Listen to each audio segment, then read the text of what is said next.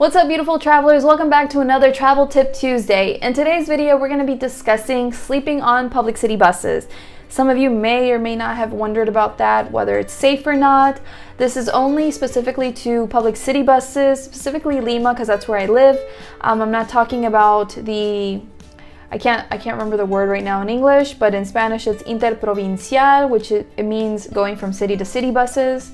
Those long distance buses, I'm not talking about those. I'm talking about public city buses, but some of this could also apply to those other types of buses. The first thing that I want to talk about is, okay, the seating. So when you are choosing your seat on the bus, I'm gonna have a video, I think, specifically about this, but if you want to sleep on the bus, then I would definitely recommend that you choose the seat that is closest to the window, furthest away from the aisle.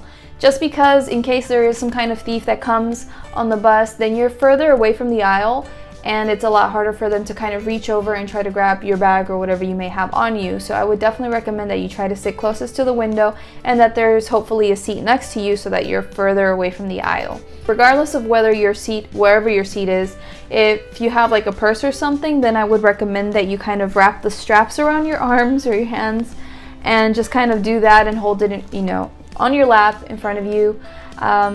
And if you want to lean over, put your hands on the back of the seat in front of you and just sleep that way, go ahead, because then this way you'll cover your purse or your backpack. So that's what I do with like a purse or something. Backpack, it's the same thing. You wrap the straps around your hands as well. And then if you want, you can lean over the thing and just, sleep like that. And then this way it's really just connected to you. So in case anyone tries to take your stuff, then they're gonna have a hard time doing it and they're gonna wake you up in the process. If you don't feel comfortable with that, you can always have your backpack behind you. And if you don't have a lot of things in your backpack, then it won't be so uncomfortable to sit with that, like with your back against the seat. If you do have a lot of things, then it's gonna like make you sit forward a lot more and it's gonna be uncomfortable to sleep anyway. And then by having such a heavy like stuffed backpack, your zippers are more than likely exposed, so someone behind you could potentially open something. So I personally, when my backpack is too big, I just carry it in the front and I try to wrap my arms around it and lean over to cover it and just try to keep it as safe as possible. That's what I do, but it's up to you to decide what works for you. And I definitely recommend that you do not ever put your bags or just any kind of bag or anything on the floor, because someone could potentially go under the seat or whatever while you're sleeping and unzip something or take your bag from you. And if you are going to put it on the floor, then I would suggest that you try to wrap the straps or something around your legs so that in case they try to pull it away, it would tug on your leg and then you would wake up immediately. But I would really just recommend against that, just because it's out of sight and they could easily go under there and unzip things and take it out. That happened to a friend of mine in Thailand. So yeah, I would definitely not recommend that you do that. If you're coming to Lima as a tourist, then you're probably not going to sleep on buses at all. But if you're coming here to live and work here for a short or long period of time, you may end up falling asleep, probably because of the fumes on the bus. They really do make you sleepy, and then traffic can be so bad sometimes that your journey will just be extremely long. Sometimes the buses are really hot, especially in the summer, so you just naturally get sleepy and you want to go to sleep. And I don't think that it's particularly dangerous to go to sleep. I sleep all the time when I'm tired or when I know my journey is going to take a long time and I have 30 to 40 minutes to sleep. I'm gonna do it. If you want to do it, go ahead, but just make sure that it's something that you're comfortable with and try to take some precautions. As I said, choose your seating wisely, try to wrap your stuff around you so that it's attached to you, and just try to keep any zippers really just closed and away from public sight. If you have a driver that is driving like a maniac, then I would really kind of not recommend that you sleep on buses when the driver is just stepping on the brakes or on the gas. Because they make really abrupt stops and sometimes you can kind of fly forward out of your seat depending on where your seat is at, and you could hurt yourself or drop something. So I would really recommend that you do not fall asleep when the driver is driving like crazy person. For me personally, when I first came to live here in Lima, for the first year I would not sleep on the buses at all. I refused adamantly just because of all the stuff that I heard in the news from my family, etc. So I was really just not gonna sleep on the buses. But then after a year, once I became familiar with the area and I felt comfortable with my surroundings and I knew how long it would take me to get from point A to point B, etc., then I was more comfortable with the idea and I did start going to sleep. And so if you are going to fall asleep and you have become familiar with your route, then I would just suggest that you kind of time how long you can sleep for you to get to your destination. So like if you know that at certain times of the day it's going to take you an hour to get to your destination, then you could probably sleep 30 to 45 minutes depending on what you want.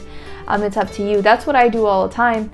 But if you know that the trip is not going to be very long, you know it's going to be 20 to 30 minutes, then there's really no point in sleeping, I think. But if it's going to be longer than that, then sure, why not take a quick power nap, because traffic in Lima is stressful and you work long hours usually when you work in Lima. So I think that those are all my tips and stuff. Don't be afraid of sleeping on the bus if that's something that you want to do. Like I said, just make sure that it's something that you're comfortable with and that you feel comfortable with the area that you're going to, because sometimes when you wake up from a nap you kind of feel a little disoriented and you're like, wait, did I just miss my stop? Like, what happened here, you know?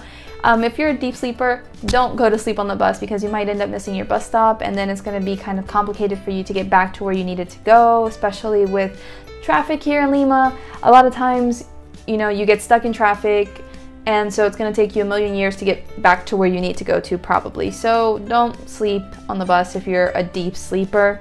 And if you're a light sleeper, then sure, why not? You know, I somehow managed to wake up right before my stop magically on my own.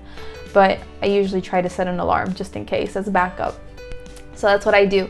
I really hope that this video has helped you and that you feel more confident about sleeping on buses. Don't be afraid. I know that the media portrays Peru as being very dangerous and stuff, and I know that I've said some things in my videos in the past as well, but it's just illustrating that yes, things happen here. I'm just trying to tell you how it is, but at the same time it's just a matter of being aware and knowing what to look out for. So I really hope that this has helped you, that you know what to look out for now or what you can do to keep yourself safe. And if you have enjoyed this video, don't forget to give it a thumbs up, a like, subscribe to my channel to see more videos like this on tips that can help you when traveling in Peru or maybe living in Peru.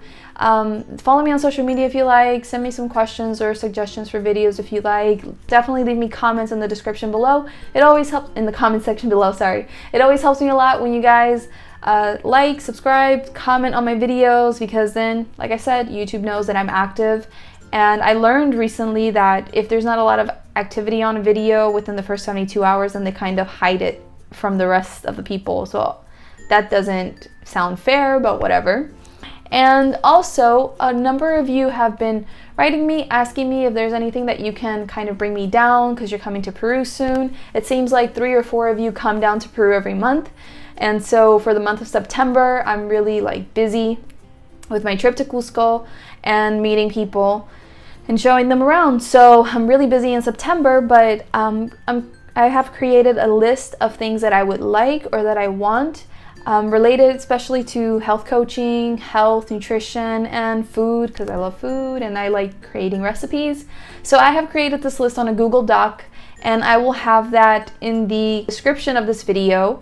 And also somewhere here in the corners there will be a little eye that you can click on, I believe, and it'll take you to that Google Doc as well. If it doesn't work up there, then it's in the description of this video, but you can just click on that and then see if you want to get me something, what you can get me, or bring me down.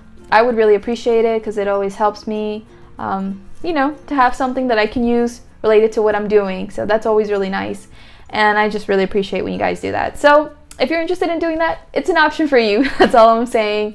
And yeah, thank you so much for watching this video until the very end. I really hope that this information has helped you, and I will see you soon. Take care. Bye-bye.